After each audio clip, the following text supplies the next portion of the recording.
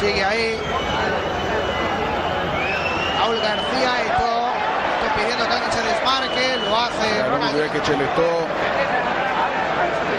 אבל ברסה משתלטת מהר מאוד על הכדור, אתלטיקו אפילו לא מצליחה לעבור את קו האמצע. Henry cambiando la orientación del juego ahí, el control de Xavi de primera para Eto'o, esto para Xavi en el vértice, fuera de juego, posición reglamentaria de Xavi, la tijera de Ronaldo. איזה גול! גולאסו של רונלדיניו, הרבה זמן חיכינו לראות אותו מבקיע שער כזה.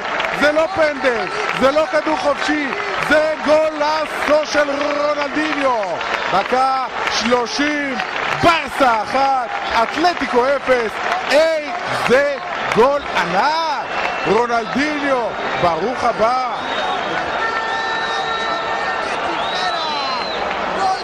שער שמיני העונה של רונלדיניו, אחד היפים ביותר שראינו ממנו, בטח בשנה שנתיים האחרונות.